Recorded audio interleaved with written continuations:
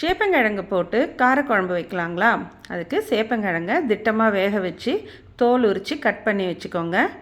இதுக்கு மசாலா அரைக்கிறதுக்கு கொஞ்சமாக தேங்காயும் வெங்காயம் போட்டு அரைச்சி வச்சுக்கோங்க. அதிலே ஒரு 2 பல் பூண்டையும் சேர்த்து அரைச்சிக்கோங்க. தாளிப்புக்கு சின்ன வெங்காயம், தக்காளி, கருவேப்பிலை எடுத்துக்கோங்க.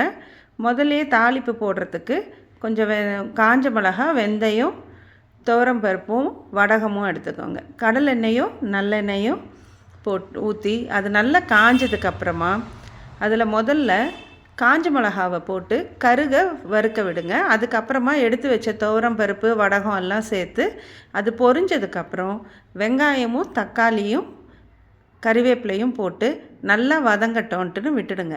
தக்காளி நல்லா இழைய வேகணும். அந்த அளவுக்கு வதங்கினதுக்கப்புறமா புளியை கொஞ்சமாக உப்பு போட்டு ஊற வச்சு வைங்க. அந்த ஊறினதை நல்லா கரைச்சி எடுத்து வச்சுக்கோங்க. இப்போது இந்த தக்காளி வதங்கினதுக்கப்புறமா மிளகாய்த்தூளும் மஞ்சள் தூளும் போட்டு அந்த மிளகாய்த்தூளோட பச்சை வாடை போகிற வரைக்கும் மீடியம் ஃப்ளேமில் வச்சு நல்லா வதக்க விடுங்க.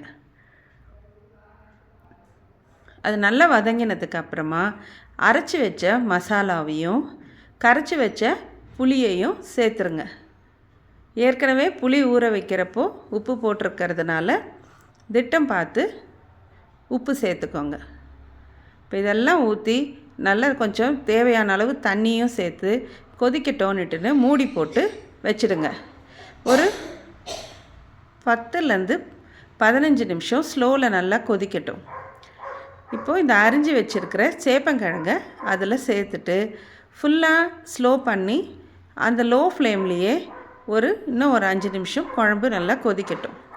கொதித்ததுக்கப்புறமா உங்களோட காரக்குழம்பு சேப்பங்கிழங்கு போட்டது ரெடி ஆகிடும். கொஞ்சமாக கடைசியாக பச்சை கருவேப்பிலையை தூவி இறக்குனீங்கன்னா நல்ல மணமான குழம்பு ரெடி.